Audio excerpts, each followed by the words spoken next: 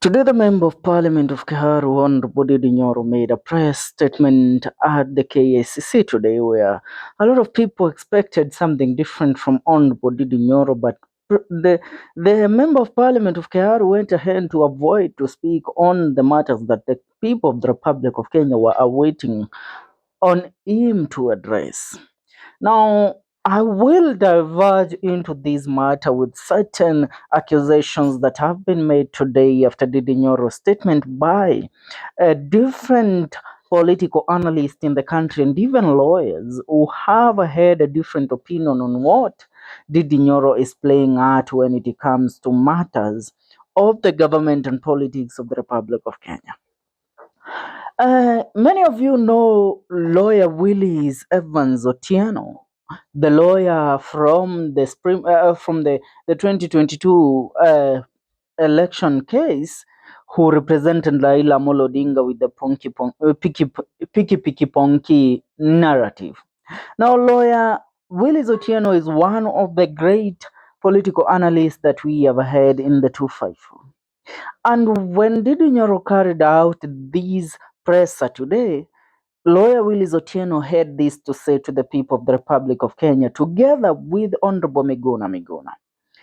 He said, Ndidi Nyoro is William Ruto's project. Enrolling for a master's degree is not an achievement. It is like holding a press conference to announce that you have opened a new M-Pesa shop account or that you have finally learned how to use Google Maps.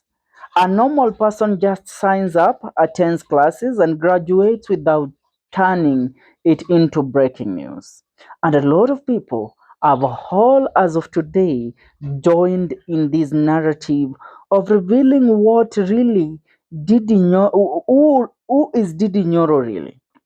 And how Ndidi Nyoro is working in cahoots with President William Ruto when it comes to matters revolving around the politics of the Republic of Kenya. Now, what Willis Otieno is telling us is that Ndidi Nyoro and President William Ruto are toying around with the people of the Republic of Kenya.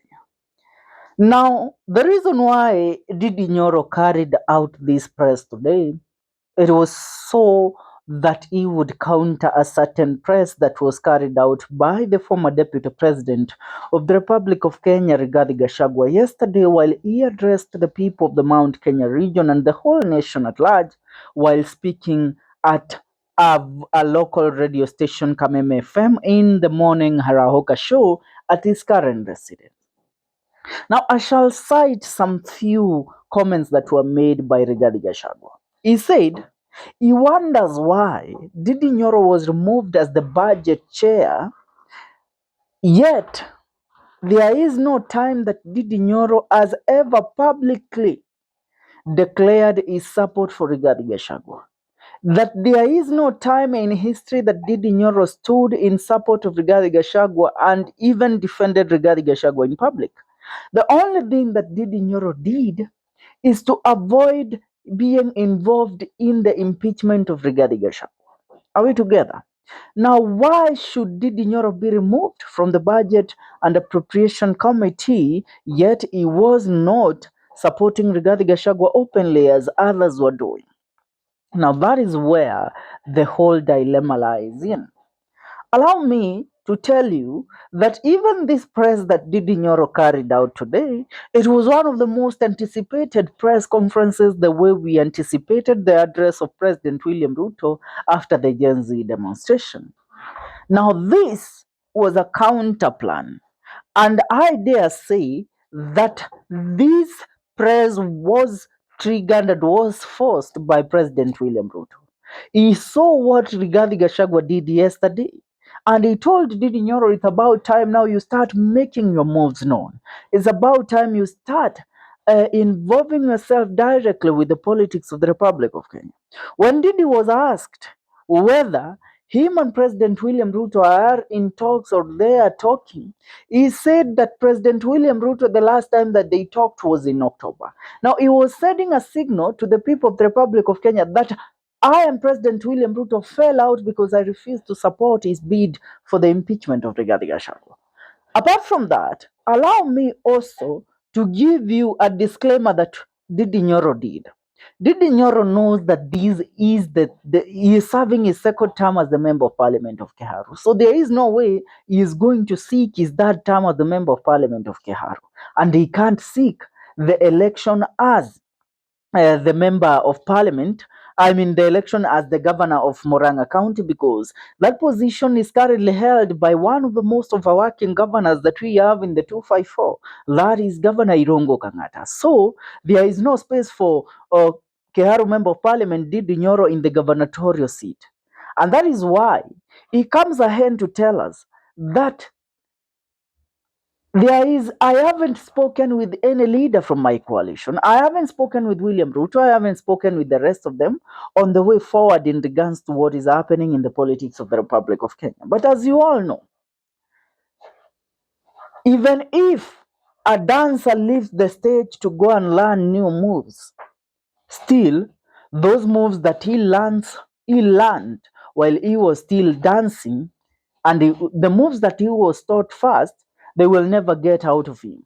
And when he goes back to that school that he used to dance, he will dance the same dance as those that are there.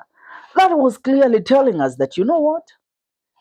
I might not be in good terms with the president. I might not be talking with the president, but when the time comes, I know how the president works and I know how he thinks. So, me and President William Ruto are all united in this. At the end of the day, you will find us together sharing a cup of coffee and a cup of tea.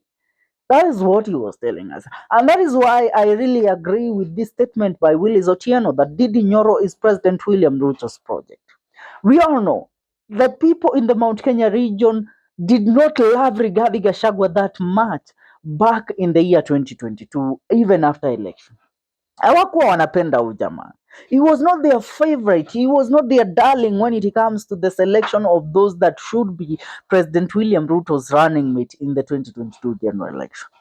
Ndidi Nyoro was at the top of the list. Second to him was Professor Abraham Kithure Kindiki. But Ndidi Nyoro, being a Kikuyu, was more suited to hold that position. But William Ruto, in his own understanding and within his own reasons, he picked Rigathi Gachagua. And that is why, when we sit down and think about it, and the statement that Ndidi Nyoro made, it tells us that the plan of these people is a long con that has always been there and has always been planned for a very long time. Remember, when Rigathi Gachagua started campaigning in the Mount Kenya region while he was in government.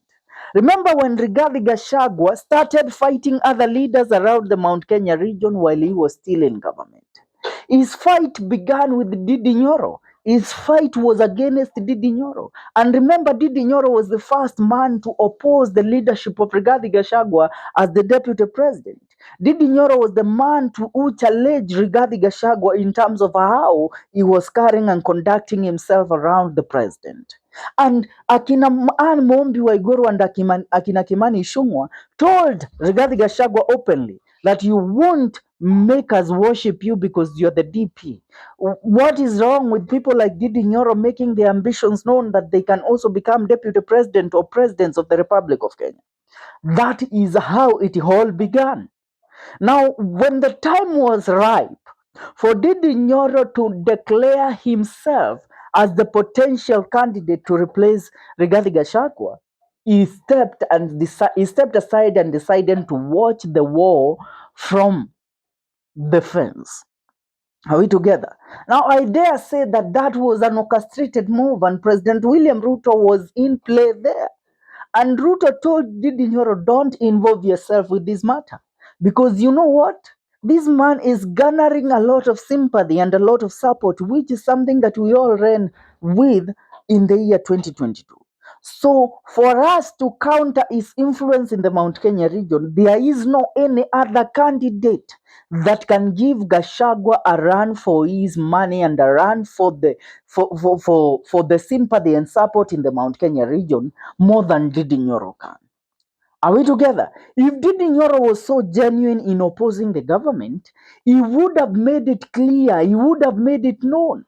But people with so little understanding of how politics are played will think that Ndidi Nyoro is against William Ruto.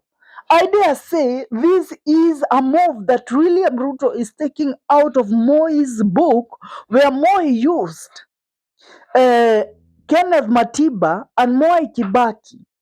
If Moi used Kenneth Matiba to divide the votes of the Mount Kenya region, because then the votes of the Mount Kenya region were supposed to either vote for Kibaki in the year 1992 or Matiba. And then Matiba and Kibaki appeared in the ballot box. Matiba was supposed to support Jaramogi Oginga Odinga to remove President Moi from the presidency in 1992. But after Matiba had a communication and a plan with Moi, he pretended to fight Moi and disagreed with Jaramogi Oginga Odinga and Moi Kibaki and went ahead to run for the presidency. And that is when he came second in the elections of the year 1992, with Moi winning. So if you look at it closely, if the year approaches 2027, Ndidi Nyoro can't go back to vie in Kiharu. He will be a stagnant player in the politics of Muranga County. So to prepare Ndidi Nyoro for what is ahead, and what is ahead of him is the politics of the year 2032, not 2027. For 2027, he knows that he can't win the presidency. All he can do is divide the mountain votes against against William Ruto. Make sure that the mountain is not united as one front to vote against William Ruto. And that means he will declare his bid for presidency. Are we together? And if he does so, that means, I tell you, Didi is loved. You cannot, huwezi kataa kupenda huyu jamaa, because the guy delivers. The guy makes the name of a member of parliament and the money given, the CDF money count. He makes it count. And Ruto knows that. Tell me, how foolish could Ruto be to let go of his most hardworking member of parliament without a plan? Ruto couldn't do that. And that's why I'm saying this is an orchestration. This is a plan that has been orchestrated and executed by William Ruto and Ndidi Nyoro to make sure that at the end of the day, the mountain is divided. Now, I want to read a few comments after this publication by Willis Otieno, so that you will understand what Kenyans are saying in regards to Ndidi Nyoro's statement today. Miguna Miguna says, I agree. Ndidi Nyoro is President William Ruto's project. Cornelius Rono says, Ndidi Nyoro is a big coward. I am Chege saying, the Matiba of 2025, we can see through deceptions. Easter Scenes says, yeah, we can see through his stupid theatrics. Shame on him.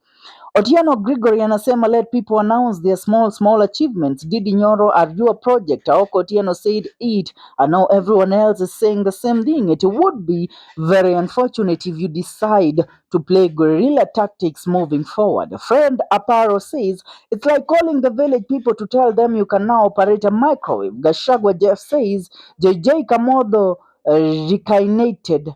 We are not boarding this one. The PR never make it to the targeted society.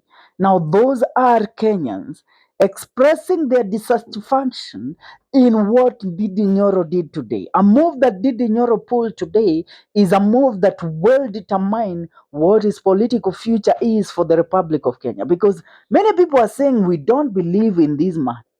We don't. Because how comes we expect that a man who was supposed to declare that he has been humiliated, he has been made to suffer by the government, says that I have nothing, I am nothing against William Ruto, I have nothing against Rigathi Gachagua, I'm not supporting the opposition, nor am I supporting the government. Bwana, we are past that. That's what people are saying. Tell me what you think about this. Leave a comment on the comment section. See you in our next video. Remember to subscribe. This is the Kenyan Daily Report. Tell me what you think about this analysis. Do you believe that Ndidi Nyoro is Ruto's project? Or do you believe that Ndidi Nyoro is genuine? Leave a comment on the comment section.